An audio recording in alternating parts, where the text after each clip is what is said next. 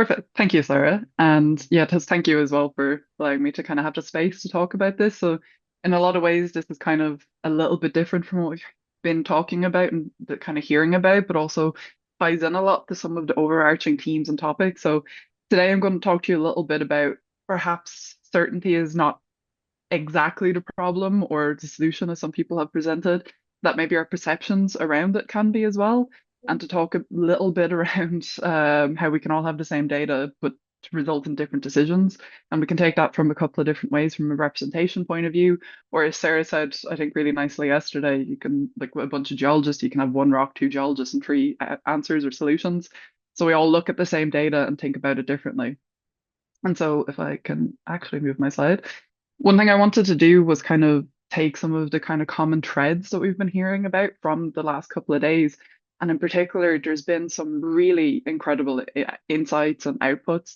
And some of the kind of common things are that certainty is not built in isolation.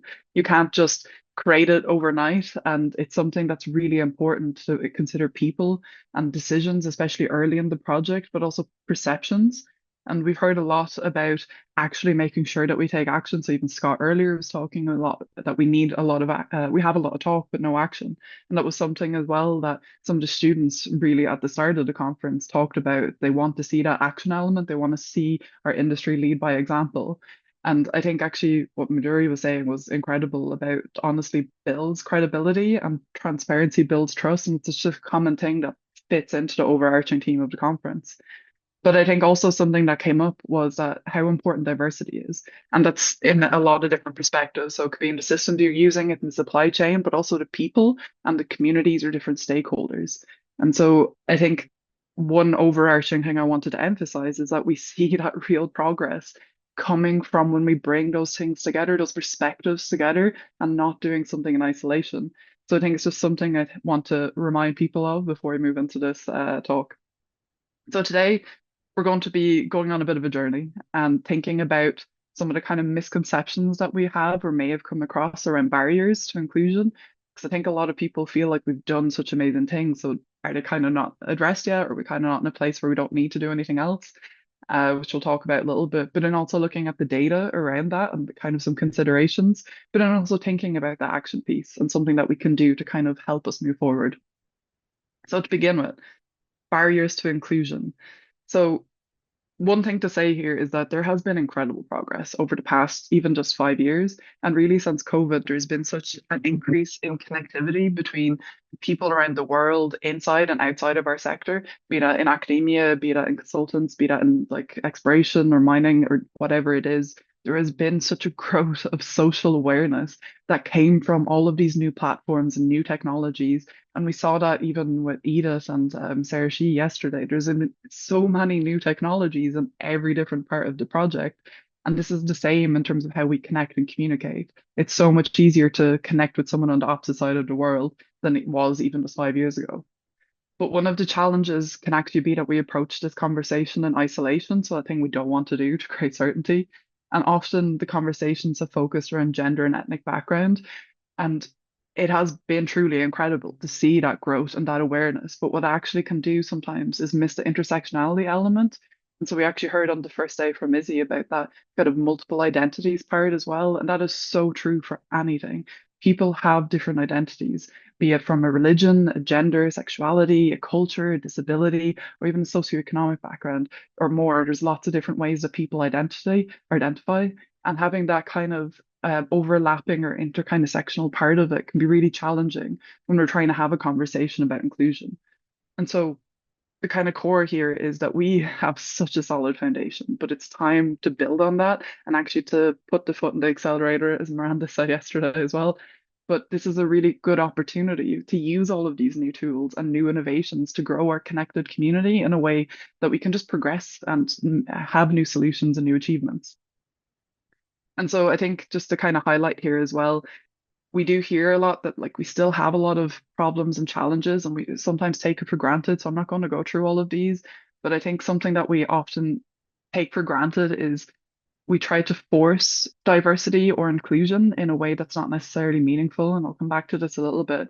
But something that we see sometimes is about trying to ensure diversity on a panel, for example.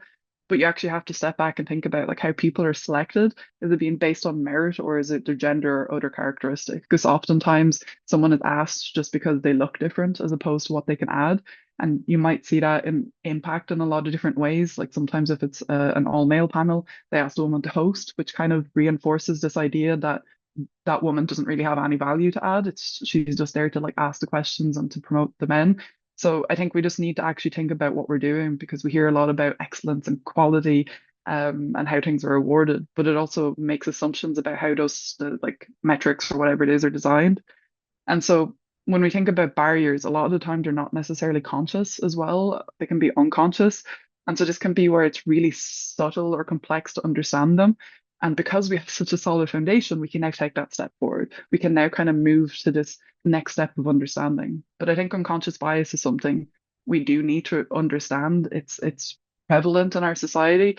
And this comes from a survey I was involved with as part of the initiative that Sarah mentioned 5 years ago or 6 years ago, Jesus now.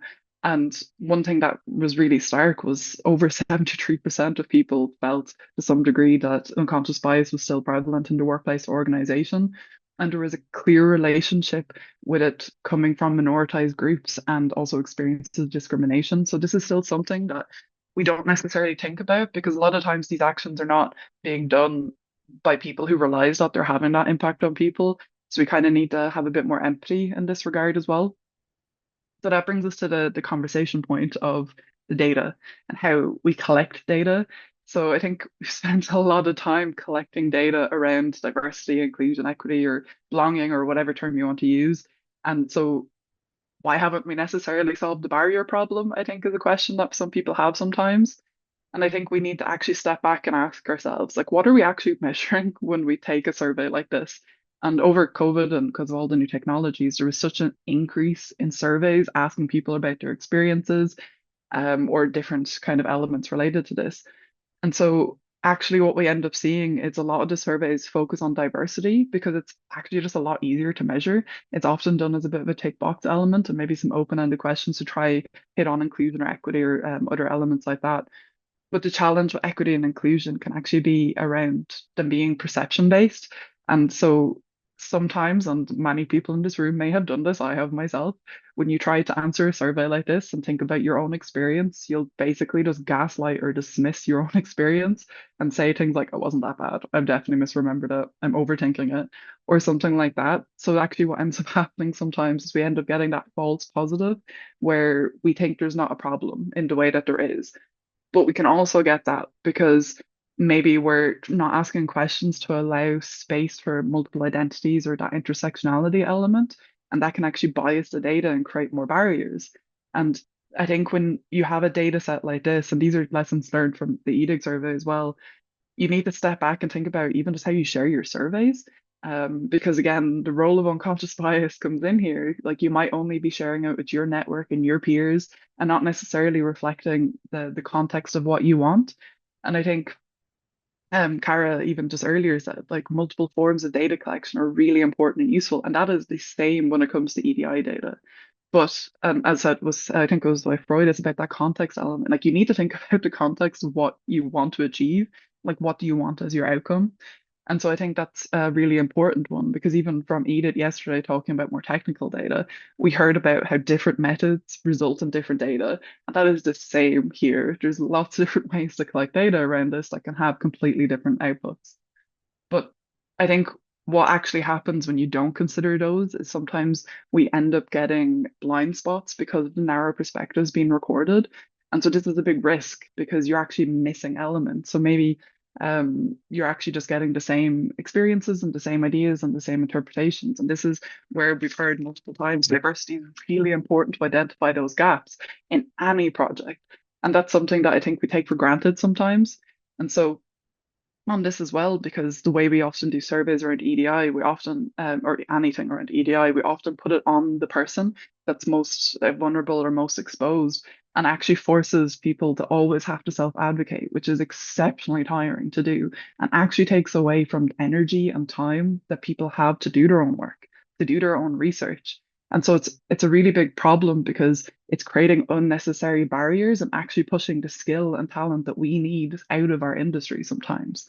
So it's about not just about trying to create this like tick box diversity, it's also about creating cultures and environments where people can succeed, which is something that takes a lot of time sometimes, depending on the environment people are in. But people, diverse teams do exceptionally well if they're in an environment where they can succeed. And I think there's been a lot of research around this as well, but it's something that a good leader can really instill in their team as well, regardless of the project. So thinking about action as well around this kind of one, we need to make sure that we're doing things in a meaningful way. And so what I mean by that is if you're, say, for example, involved in research projects, and a lot of research funders now require, if you're doing like a project outside of your own, that you have a local researcher or local representative. Like you don't just put someone on your research application because their name sounds different, which happens quite a lot. We need to actually make sure that you're engaging with that person, getting their opinions, getting their feedback right at the start and putting them actually into the conversation. So it's the same as what Grace had said yesterday, but from a resource point of view, like decision making around these things starts at this, like the start of the project. You can't just start bringing different elements in as you progress through. It's a really important thing to consider. And this actually links into just building respect for each other. And you can do really simple things by just like explaining why you're asking someone, for example, to be part of the panel or project or whatever it is, and actually just having that conversation, explain why you think their opinion is valuable, because it actually will lead to better conversations and better outcomes as well. And I think one of the key things that we've heard a couple of times, it's like if you try to do a box operation, regardless if it's ESG or sustainability or if it's kind of a diversity and inclusion element, if it's only tick box, it will fail. You're not going to get the outcome that you want. And so you have to actually ask what you're trying to achieve and step back and ask yourself that kind of the research question almost. And so maybe there's actually lots of other things out there and resources that can actually help you. So I think that leads into this idea you don't have to actually reinvent the wheel every single time you do something. There is an incredible amount of people who have put all of their ideas and their experiences out there. So it's a bit of just like doing a bit of a desk review almost, for lack of a better term. I think it's something that we're all naturally quite good at or have experience with generally. So it's something that we all need to take that active role in because awareness is only really the first step.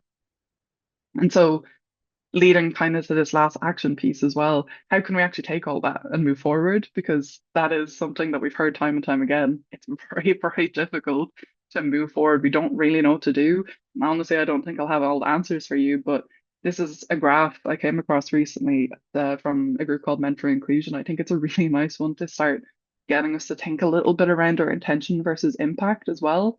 And so generally in any project or whatever you're doing, you're going to want true action and true change.